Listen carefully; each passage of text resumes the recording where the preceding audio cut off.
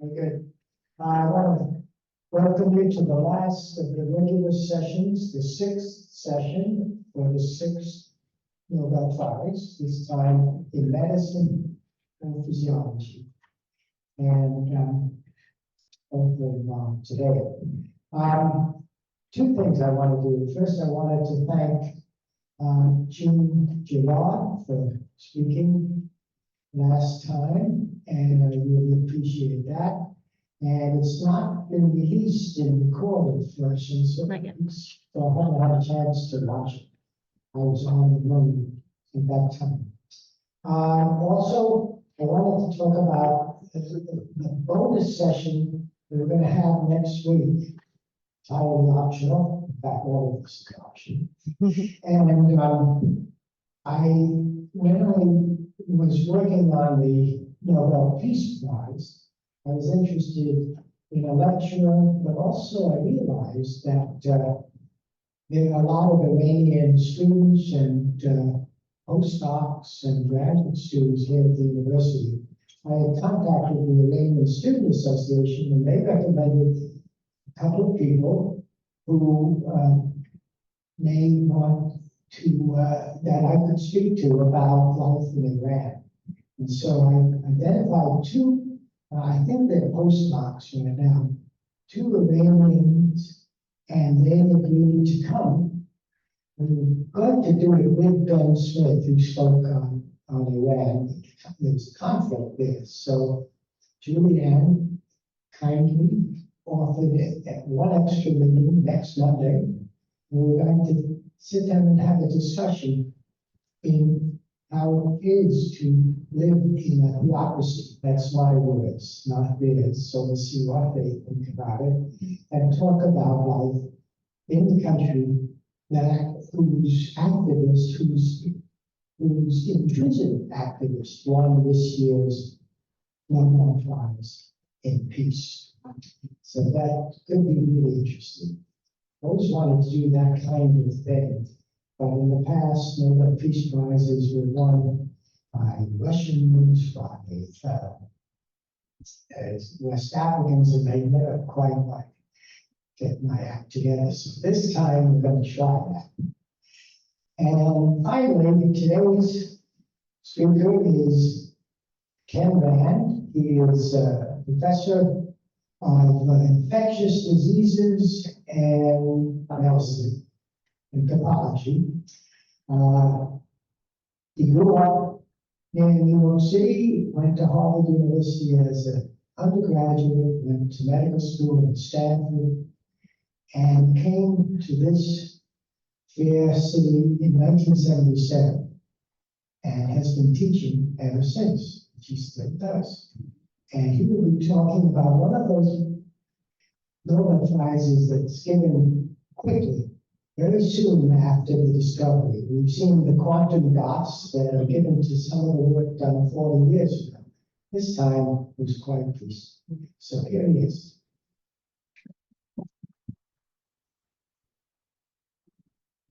Thanks for that introduction, and thanks to the ILR staff and leadership for giving me the opportunity to speak today. And I would like to thank Ken Burns, who actually tapped me on the shoulder to give this talk. So that said, thanks again, and a pleasure to be here. Thank you for coming. And let's see if I can work this. Let me just swap. Are we set? Yeah. Great. Okay. Okay. So this is the 2023 Nobel Prize for Physiology and Medicine, which soon that was to show floating controls. That's another Nobel Prize, I think.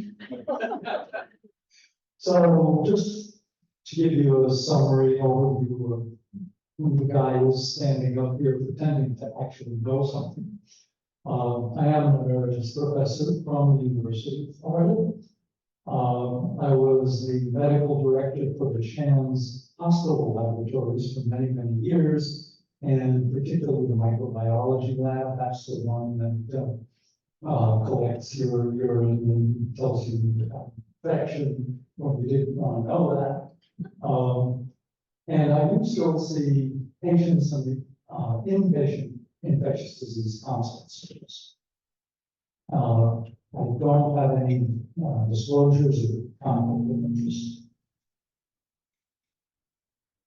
So, shown here are the two recipients of the Physiology of Medicine Nobel Prize for 2023 for discoveries that related to nucleoside-based modifications that enable the development of effective mRNA vaccine. So, as John said, these discoveries, they may not go back to the 80s, but they don't go back, they do go back almost 20 years. Back in June. That's well, okay. So just to summarize what we'll cover, we'll talk about vaccines in general, and there's some marvelous stories there, so we'll cover some of those. Highlights of the recipients' lives and careers, and a description of what they did to what the innovation was that made them work, and some of the implications going forward for the future. So vaccines go back a long way, and usually we credit Edward Jenner with the first use of a vaccine. So what he noticed, many of you noticed, was that the milkmaids who took care of the cows, didn't get smallpox. You get these outbreaks of smallpox and milkmaids, you find everybody else is dropping like flies. So he wondered if maybe there was something they would be exposed to that was protective, and cowpox, because it is a pox virus, makes some skin lesion that looks a lot like smallpox. So he took some of that material and immunized people who were at risk for smallpox during an outbreak. And sure enough, it's protected. Now, prior to that, people had used something called variolation. Variolation was the practice. They scratch marks the skin, and they would use very low dose, basically, of actual smallpox. So when you see people saying George Washington vaccinated his troops for smallpox, that's probably still very many cows at his disposal. So the problem with variolation is it did work, but if you were unlucky, you could die from it. So Jenner's use of a related organism, but not the virulent one, was a big advance. So fast forward 100 years to Pasteur, and he figured out how to actually vaccinate people against rabies. You know, they didn't even know what a virus was back in those days, but yet he came up with a way to vaccinate this young lad shown in the foreground, just nice. So prior to his rabies success, he had been working on a number of farm or veterinary diseases. He was originally trained as a chemist and a physicist, but he was recruited to try to work on these economic problems that farmers were having. he managed to create a vaccine for chicken cholera, for anthrax, and for swine erysipelas, which is another bacterial disease that animals rarely get. So and I want to contrast this with what we did with COVID. His anthrax trial was carried out in public. It consisted of 58 sheep, 10 cattle, and 2 goats. And half of them received the vaccine shown there on the schedule. They got 2 doses about 10 days apart. And 2 weeks later, they got virulent anthrax. And the results of that vaccination, those vaccinations were shown adjudged, basically reviewed by 200 spectators 3 days later. And basically all the animals that got that did not get the vaccine, but did get they all got the virulent anthrax. The ones that didn't get the vaccine were all dead or dying, except for the cattle, which remained some explained. They didn't get sick at all anyway. It was a very clear result for the 29 sheep and 1 goat. So rabies. What he come up with was that when you take a disease, in this case an organism, and you pass it in culture, it tends to become less virulent, meaning it doesn't kill your animals that you tested on. And so that's what he was doing with rabies. He was passing it in rabbits, and he would harvest the spinal cord and get up to dry, and then use the dry material to vaccinate to infect the next rabbit. So when this desperate mother of Joseph Meister came to Paris to beg him to treat her son, because her doctors had heard that Pasteur was working on vaccines, so she got her son there as fast as she could and begged him. He actually consulted with some other physicians, because he was a PhD, he was not a physician. He wasn't licensed to treat people. But, long story short, he did it anyway. And Joseph Meister survived.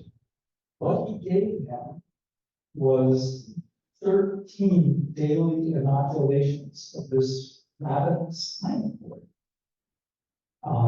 And luckily didn't have complications from that, survived into adulthood, and actually became the head groundskeeper at the Pasteur Institute for many years. So, great success story. As you'll see, an end of 1 and an end of 58 sheep, very different from what we do today.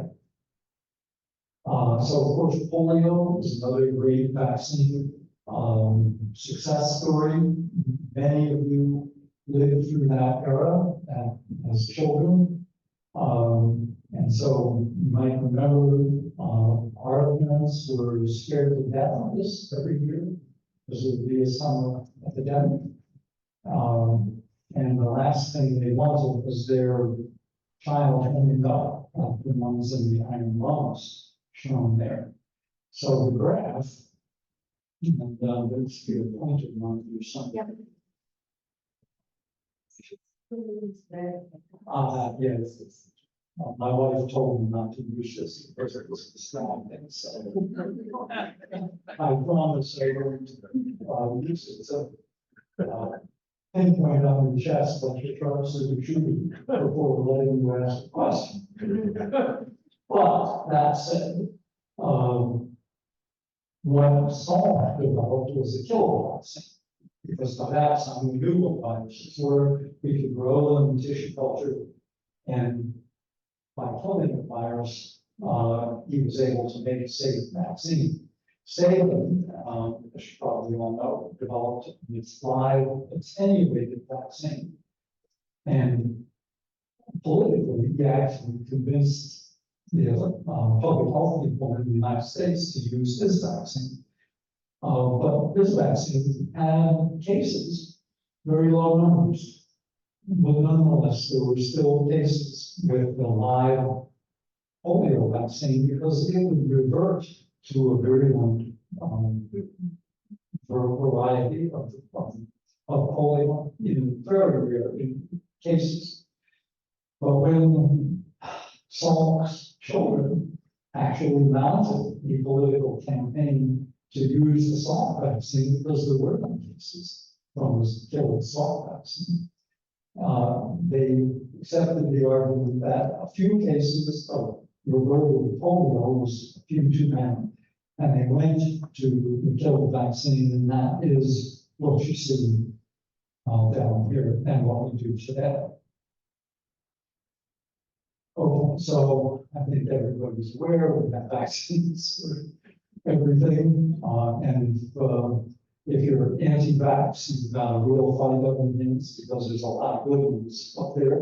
All of the childhood scourges and most of the serious childhood infections.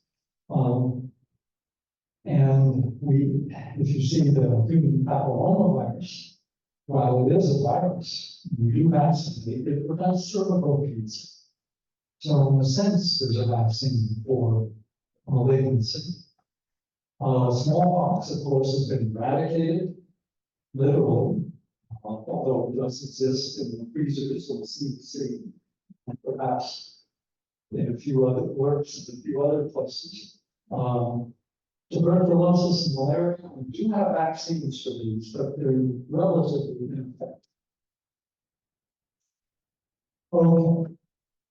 So, in principle, then, mRNA vaccines are different from all of the other historical vaccines. All of the previous vaccines required the whole organism or a subunit of the organism, but it required a protein. It could be synthesized in the lab process or manufactured, so to speak, but it was always a protein, it was injected into messenger RNA, mRNA vaccines. They're injecting the mRNA, and that's being translated into protein to immunize. So there's a fundamental difference in the material used for the vaccines in the case of the mRNA vaccines. So Kathleen Carrico was one of the developers or inventors, so to speak, of this technology. And there we go. We know a lot about her because she wrote a book, and she described her life growing up, what she wanted to do, you know, the thrill of her professional career development, and you know, she achieved everything she wanted to. This was written before she got the Nobel Prize, and it was a great. It's very, very well written, easy to read, and I definitely recommend it. She grew up. She was born in Hungary in the mid-50s, and she grew up in a house that she described as made of clay and straw, pressed into adobe walls and whitewashed, with basically what sounds like a thatched roof overhead. She was a good student. She was passionate about learning, passionate about biology and nature.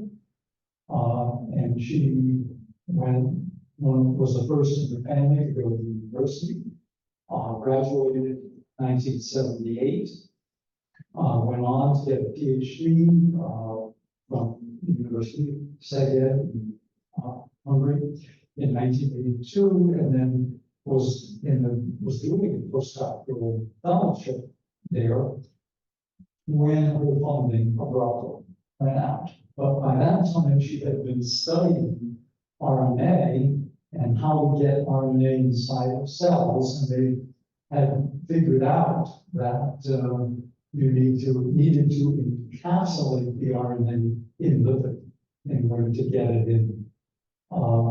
So because she had expertise in working with RNA, she was hireable by other labs.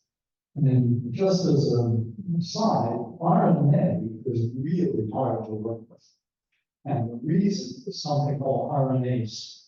So RNase is an enzyme that destroys RNA, and our bodies are just filled with it. If you injected RNA into me, it would last 30 seconds, maybe 2 minutes, because the RNase is in my bloodstream. It would just be destroyed. And it does the same thing in your laboratory if you don't inhibit it, or if your technique isn't completely meticulous so that you don't get it into your experiment. And people have RNase on fingers. That's why you have to wear gloves. It's just a disaster. It's very difficult, even knowing all of this. But she could do it, and that's how she got a postdoctoral fellowship in the United States. So they sold the family car, and because you were only allowed to take $100 with you out of Hungary in those days, prior to the fall of the Berlin Wall. And they took the money from the sale of the car, and she sewed it into her daughter's teddy bear. No, the daughter just pulled out so the dear love. And soon we get forward to that. The border patrol wouldn't cut it open, but I think you can even see there's maybe a little bit of a scar where she sewed it in, but they got away with it and arrived here, and the daughter did grow up to be a big girl, and that is an Olympic gold medal. Because she was on U.S. Women's Olympic rowing team and won 2 gold medals in 2008 and 2012. So at least somebody was a success story. But her career probably didn't. I think most people, if they had a career like hers, would have dropped out without, and going to work for industry or doing something else. What she put up with was really, really difficult, but she loved the science, she loved what she was doing, and she picked that up. But her first postdoctoral fellowship, at the end of it, she got an offer to go to Nobel University, continue her work, and it's more pay, it was better offer. So she told her boss that she was going to leave. He exploded.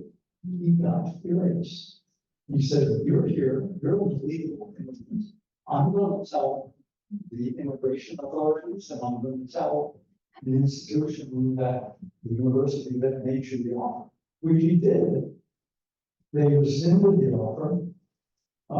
She was legally divorced, and immigration didn't do anything to her, but she had to take a job. She lived in Philadelphia and had to take a job in Bethesda, Maryland for a year until she could find a position back in Philadelphia, which she did at the University of Pennsylvania. But the problem was people didn't believe you could you could use messenger RNA as a technique for getting cells to make proteins you wanted them to. Nobody believed her data, her research, on what she was doing. So she wrote a grant after the never got funded.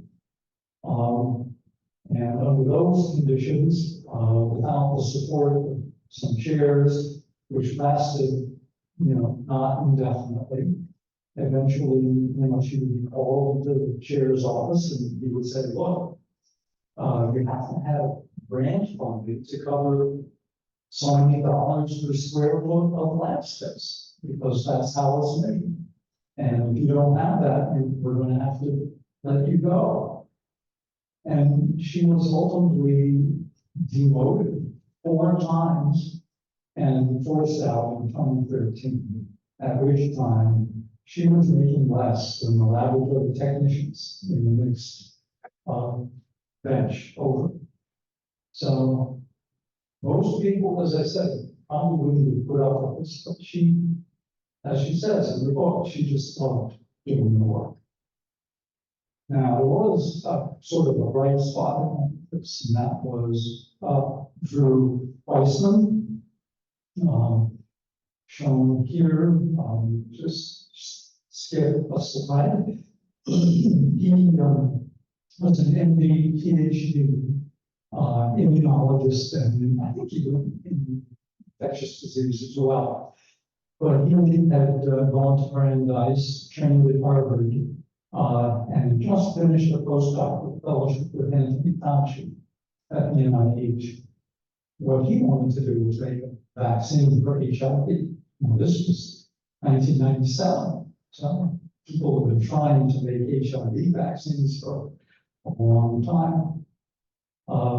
But in those days, there was no internet, so you had to copy any articles that were in the library if you wanted to spend the time to read them at home or wherever.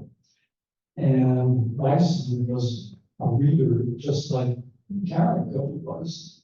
And so she couldn't get out the copy machine because he was using it.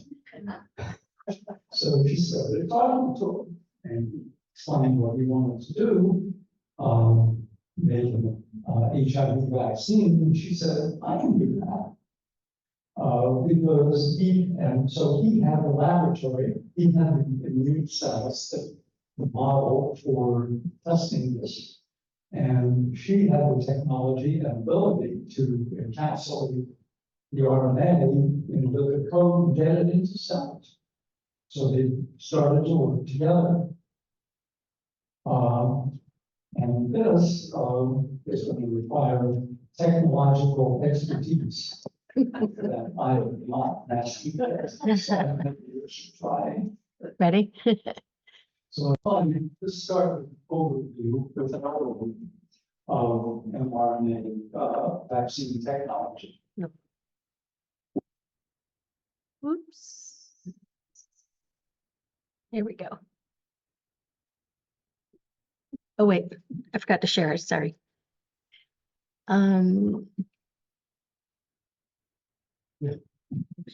Yeah, I have to share, yeah.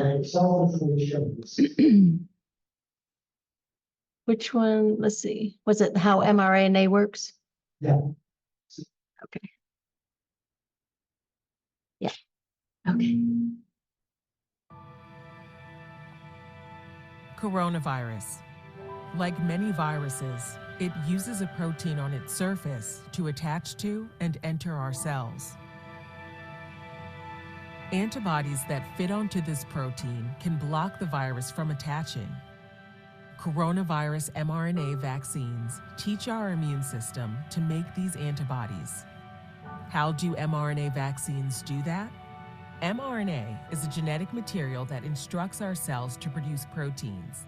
The mRNA in the vaccine is wrapped in a layer of fat particles that protect it and help it get taken up by specialized cells of the immune system called dendritic cells. Once inside these cells, the mRNA does not enter the cell's nucleus or interact with DNA, but remains in the cytoplasm with other mRNA molecules, waiting to create the enzymes our body needs. When ribosomes read the vaccine mRNA, pieces of the viral surface protein are made. These pieces are then displayed on the surface of the dendritic cell. The dendritic cell travels to a nearby lymph node, where it presents the surface proteins to other cells of the immune system. Some of these cells, called helper T cells, train B cells how to make antibodies that will fit perfectly onto the surface protein of the virus. Other cells stimulated by the protein pieces, called cytotoxic T cells, can kill virus-infected cells. Now, when the coronavirus tries to infect us, our immune system is ready, immediately recognizing, neutralizing, and destroying it before we ever even have a chance to become sick.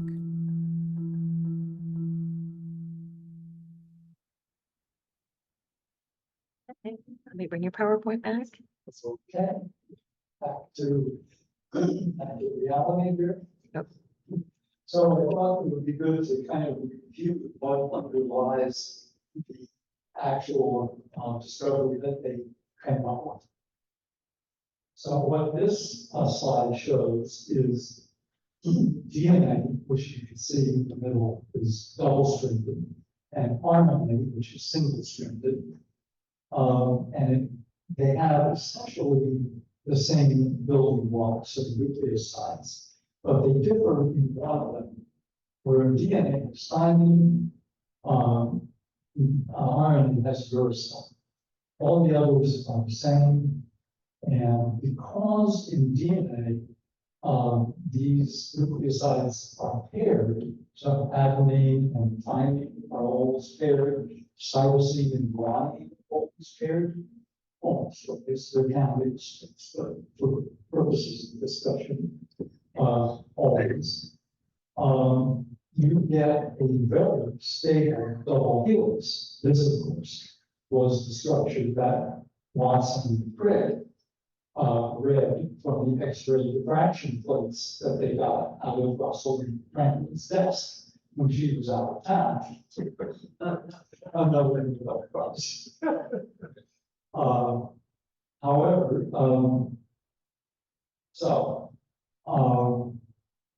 DNA then, as you know, makes RNA. RNA makes protein. And in this slide, it's kind of recapitulates some of what you saw in a little bit of detail.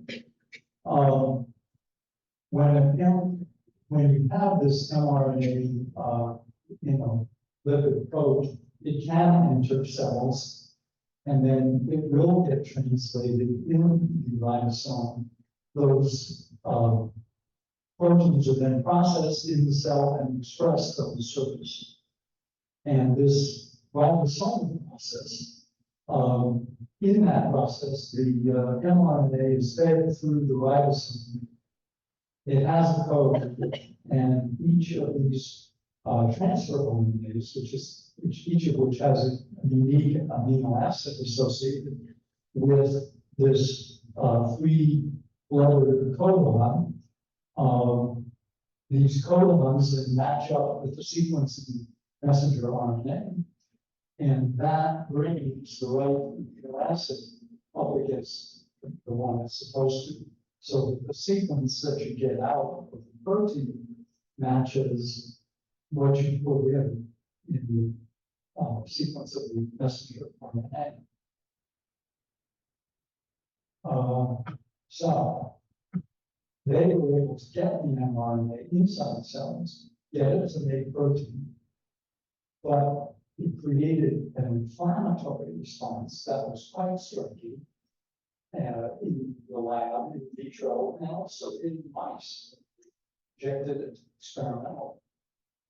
And they knew if you ever make a vaccine, you could give safely to people that it was going to create that much inflammation. So they did, they tried many different types of RNA.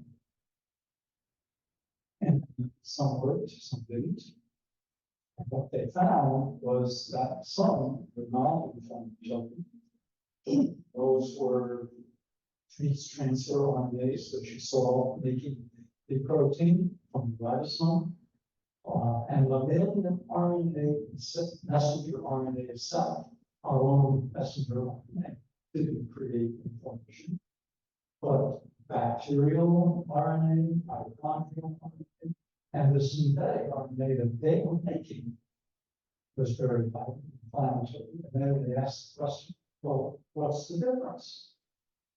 And the difference was that non-inflammatory messenger RNAs had one base that was substituted. Instead of uridine, it was using something called pseudouridine. which is actually a nice uridine, which we can go into if anybody wants to get that detail. But this shows a picture of it. The uridine is here, and this is pseudo-uridine that they used. So very closely related, but that small change made a huge difference, no inflammation. Then they knew they had a methodology that would work. That meant that you could make a messenger RNA vaccine. And they thought, when they published this in 2005, well, the phone's going off the heart. Guess what? It didn't. There was scientific discussion of how RNAs would cause inflammation, what receptors they might bind to, and so on. So Carrico and Meissen went on to publish 2 more papers in this line of research. And one of the things they were able to show was, if you look at the pseudo-uridine sequences here, or pictures, photomicrographs of protein expression in the laboratory, you actually got more protein from the mRNA with the substitutions. And this is also a critical observation that definitely is important.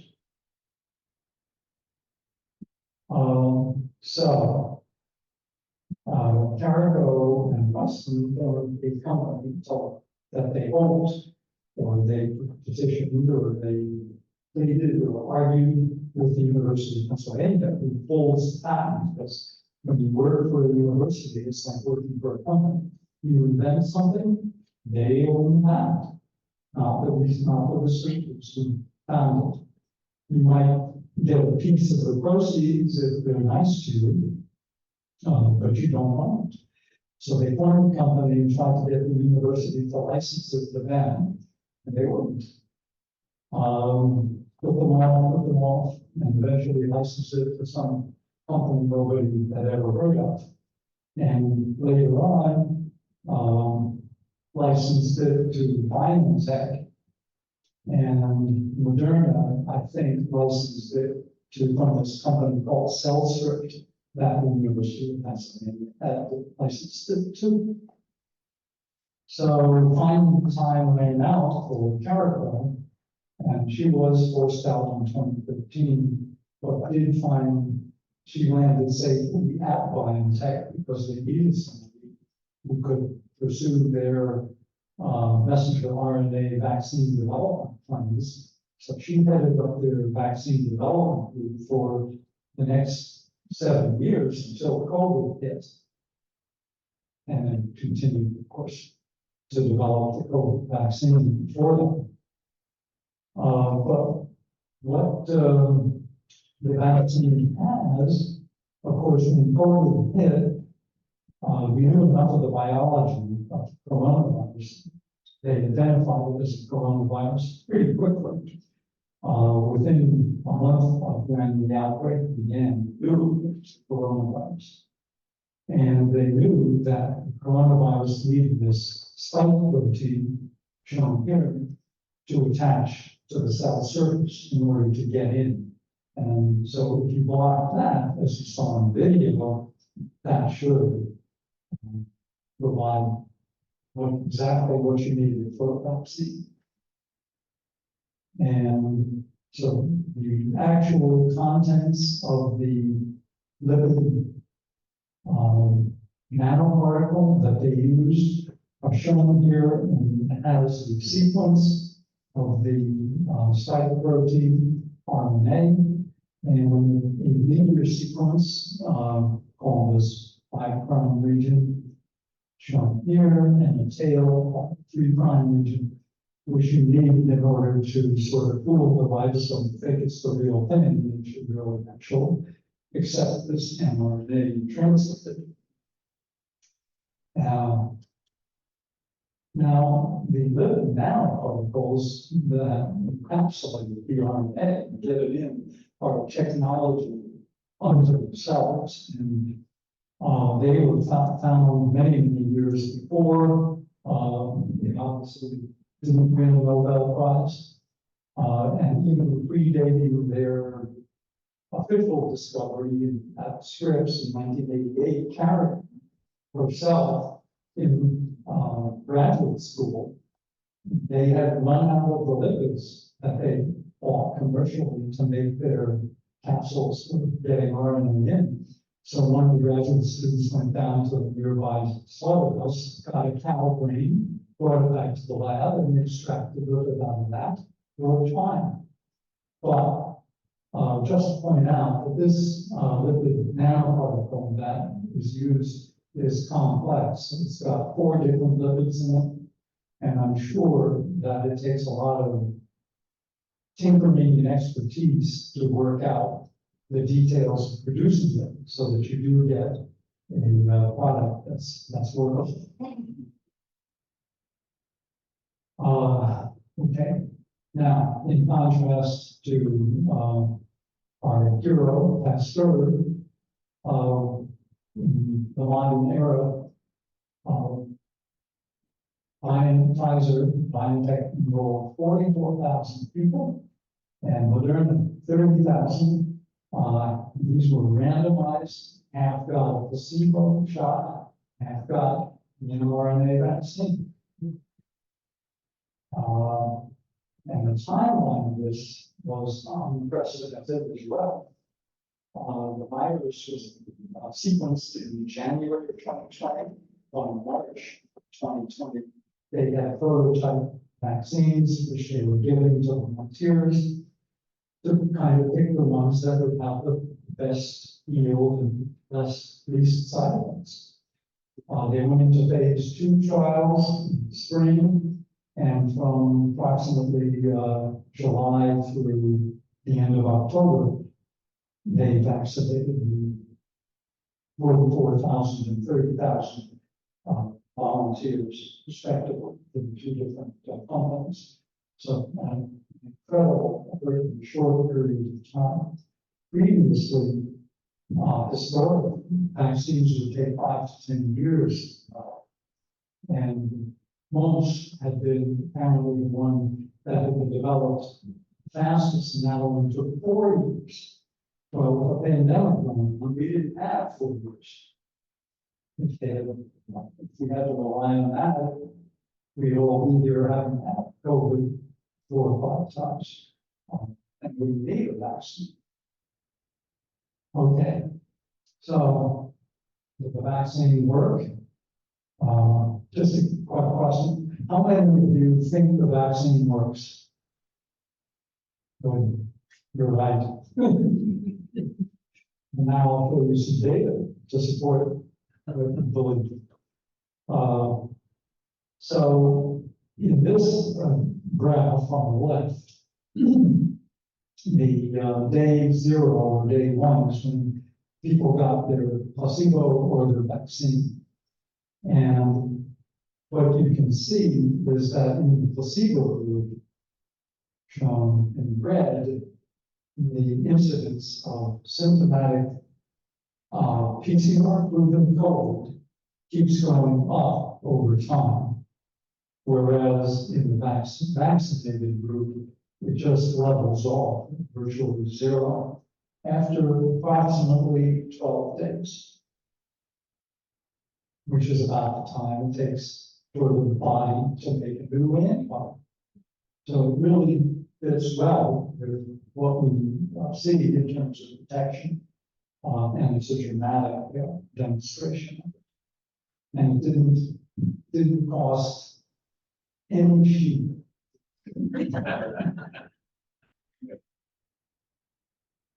Now, there are side effects, sore arms, rash at the site, fatigue, headache. I'm sure we could go around the room and everybody would suggest a few others, or nothing. Some people have no side effects, and we'll talk about that going in a minute. There are some potentially some serious side effects. The CDC states that there are no deaths or no perhaps their wording would be excess deaths following COVID vaccination as compared to any other. But there is Guillain-Barré syndrome. Many of you remember the swine flu vaccination in the entire country back in 1977 or 78, and there were excess Guillain-Barré cases following that vaccination. So this can happen. And the other thing you probably heard about is cardiac or heart inflammation that young men experience from May. The rate is pretty low, 180 per million second doses. It's much more frequent following the second dose than the first dose. But that still only figures out to about less than 0.02%. Well, it is a real occurrence. Most of the cases are mild, spontaneous recovery. There may have been some deaths associated, but it's extremely low. So considering, I don't know how many of you have received more than 4 vaccine shots? How about more than 10? Anybody? More than, okay. This man deliberately acquired 217 COVID shots. We do not know why. Apparently they didn't admit to it, what his motivation was. They think it might have been because he could get a vaccine certificate, which he could then sell. Apparently that probably isn't quite the explanation. When they looked at his biology, he had really good levels of antibodies to the vaccine, but no antibodies to the native virus. So he had never been infected with COVID in this 2-year period. So the vaccine, at least, it definitely works for him. So, future, I think what we're looking for in the near future, we hope, will be HIV, hepatitis C, and hopefully TB and malaria, because we really need some improvements in those 2 diseases.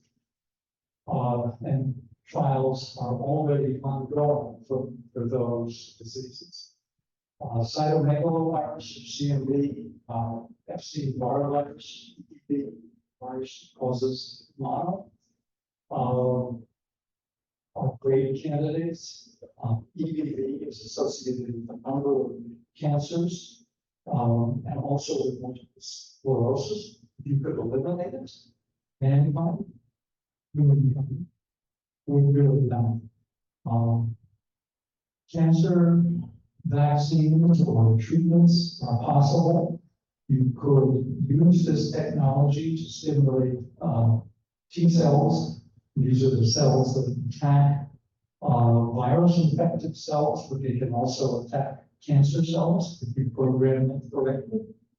And there's a treatment called CAR-T, which you may have heard of, which does exactly that, but using messenger RNA vaccines, you should be able to produce these protective or T cells much more efficiently and quickly. And that could be important in treating cancer, where if the cancer escapes one T cell by making mutations, and if we put another T cell in a week or 2 or 10 days or maybe even a month, that can attack the new form, the new cancer that has escaped the old treatment. That would be fantastic. Weissman himself has been working on targeting organ systems because that would narrow the focus of the vaccines or the treatments that you're trying to get in and have less potential toxicity for other sites. And of course, there is work on autoimmune diseases and genetic diseases.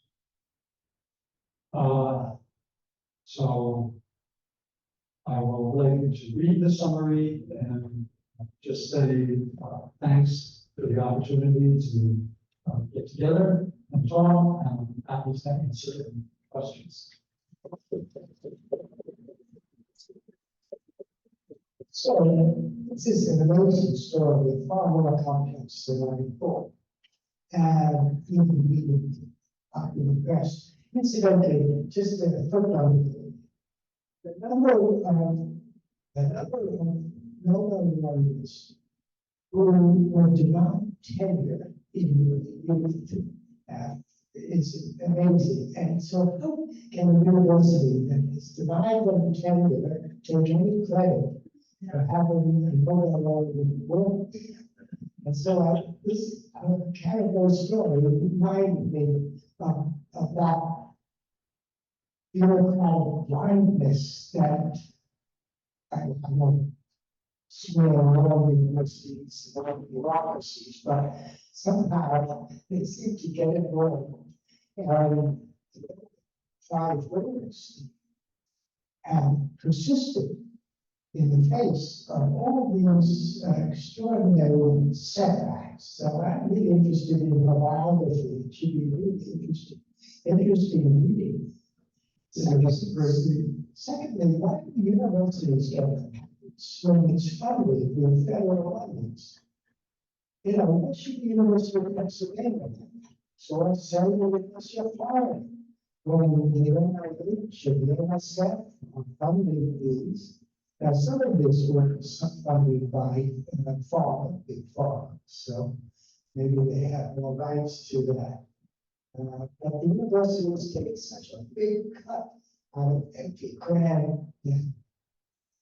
But that's another story. Well, it is, and I do think there have been court cases between NIH and either pharmaceutical companies. It might have been a big one over PCR, but there have been cases. There is a case law in that regard.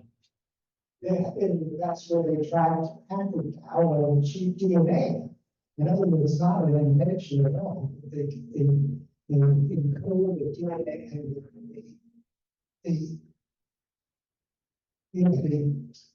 the code, they get the code, some of our own DNA, which brings us to Alice cells too. That's another story. Anyway, let's open it up to questions. I'll go to you and then. I was just gonna make the comment.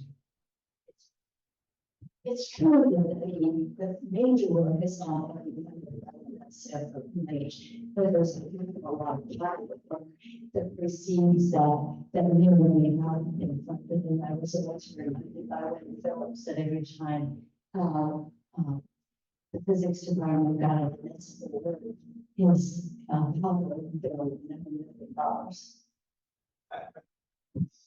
Yeah, the other thing, when we talk about literature, most literature prizes were single authors. And in science, they're limited to 3. And in this day and age, when so much of science is so collaborative, it's unfortunate because you see these breakthrough papers with 100 authors, and every one of them contributed some element. So when you spoke about the lipid, just the lipid, the carrot, without that, it wouldn't work. That's true. And on their breakthrough paper, there were 3 authors, but only the first and last got the Nobel Prize in the middle. It's true for Epstein Barr box. It's a 3-paper authorship, and the guy in the middle, H.I. No, it was Epstein Barr. Yeah. I recall hearing about a young black lady that was at NIH who was also very instrumental in the COVID-19 vaccine, but I didn't hear anything discussed about that. She was a scientist, and John, do you remember anything about that? But she made the news and was on TV and all of that for her work toward mRNA vaccines, and I don't remember seeing anything since then. I must have admit I was not aware of it. I heard that one. I heard it. That was a great summary. Could you comment, Ken, on why people object to mRNA vaccines specifically, rather than all vaccines, mRNA vaccines that they object to? Well, my view is that objecting to mRNA vaccines is kind of a cheap shot at all vaccines, and that really what they don't like is the idea of being told what to do with their own bodies. We've heard that in other contexts. But, so they pick on the new kid on the block, the new technology that's they can accuse of being, quote, unproven, because it hasn't been around for, 3 centuries, like, smallpox vaccination. But I think that's why they single that out, because it's new. And so therefore, it doesn't have the track record and duration. They can attack it on that basis. Is it because they think it's going to alter the genetic makeup? Sorry? Is it because they mistakenly think that it will alter the genetic makeup? Is that? Well, sure, I don't think that. No one should come up with all kinds of theories. Yeah, I mean, that's a suitable argument that people who don't understand biology made that, claiming that the RNA vaccine can alter your genetics. The other argument they make is that they make impurities. And I didn't put a picture in of one of the main proponents of that theory, but they're making impurities in the manufacturing process of the sequences that we use, which include promoter sequences from SV40, simian virus 40, which is in the same family as these papillomaviruses. Now, those viruses, if you put the whole virus in, you could, have effects later on down the road, but not a short promoter sequence. That's an illogical extrapolation. But there is reverse transcriptase that would actually take an RNA and turn it into DNA. Well, there is, and there is reverse transcriptase activity in cells, but I think, I may be wrong on this, but I think it's in the nucleus. And I don't think the RNA gets into the nucleus, can get out, but it doesn't get back in. And cellular RNases, after it's gone through the ribosome, it's pretty much destroyed. It's destroyed. It doesn't, last. And just a point of information too, Lydia Montague was the one, of course, who brought the idea of vaccination from Turkey back in the 18th century. And of course, there was resistance to that. And then H.L. Mencken wrote about anti-vaxxers in the 1920s here. And then, but I think with Salk, the reason why there wasn't the strength of the anti-vax movement was that people were looking at FDR. And that was kind of the poster child for why you have to take this. But I'm curious, the one thing in your slides, did you have a reference to the RSV vaccine? I think I listed it, and it's new. I don't think it's an mRNA vaccine. It is a standard protein vaccine that's been had some modifications in its production so that it doesn't elicit an adverse reaction, because the initial RSV vaccine trials back in the early 60s, late 50s, the babies who got the first version of the RSV vaccine actually did worse than people who didn't get anything at all. But the current version has been modified to work around that problem. I met one of the people who worked on the RSV vaccine, because I knew the fossil California Museum, and he would work for Rexall. So quite interesting.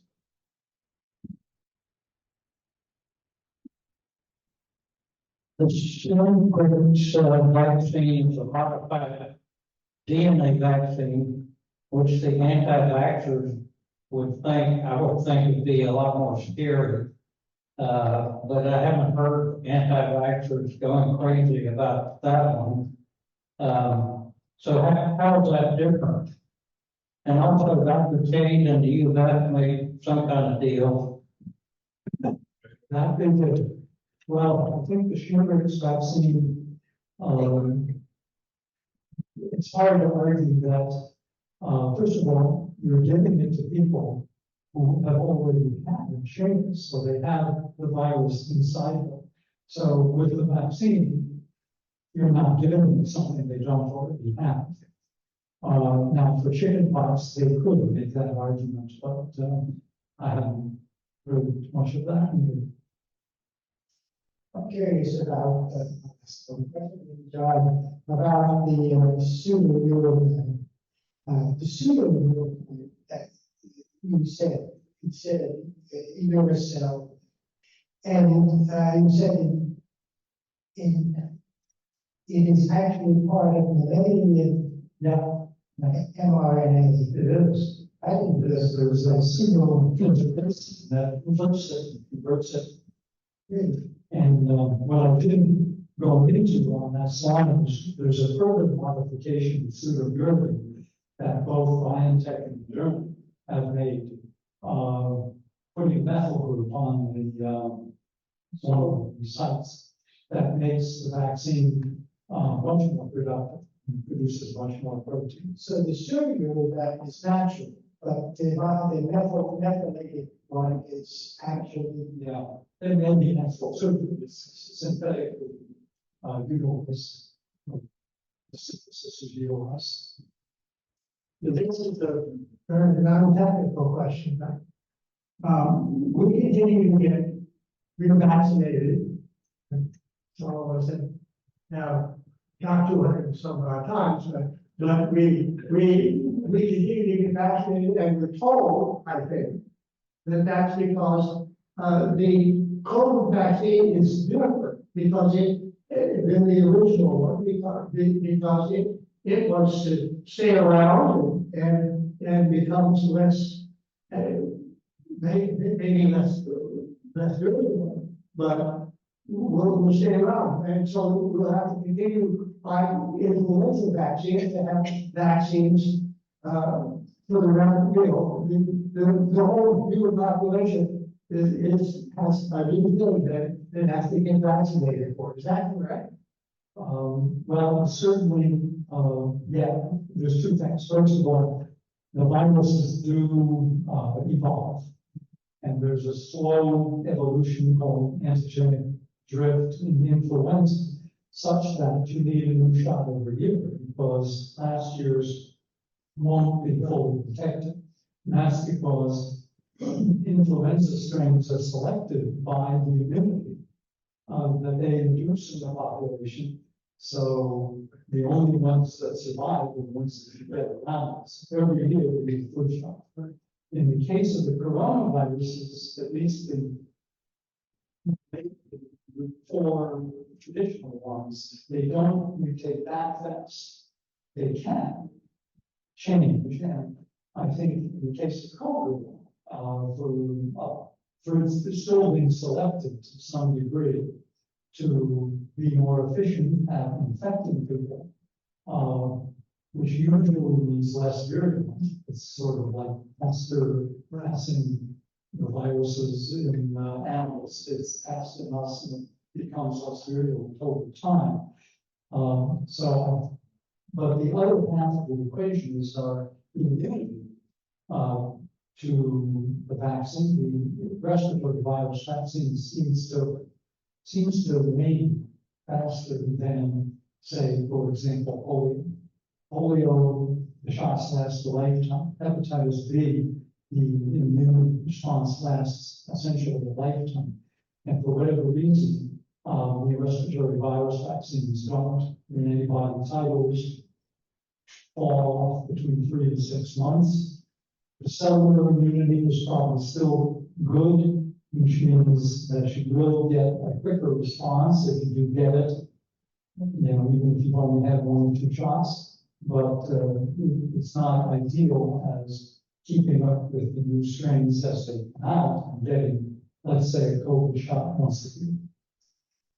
The big news today is bird virus, bird flu, which is being spread to mammals, basically sea mammals right now. I saw a picture of a sea otter, dead sea otter, when they talk about young walruses, that sort of thing. So tell us, how scared should we be? Of bird flu. Yeah, Well, if you start seeing real outbreak, like we did in 2009 of pandemic strain influenza, I would get scared. I'd go buy the masks and go the whole 9 yards and get vaccinated as fast as we could produce one, because that H5 and some of the other variants of bird flu, when they do get into people, can be highly lethal. Now, we don't know whether there's a trade-off for the virus between lethality and transmissibility.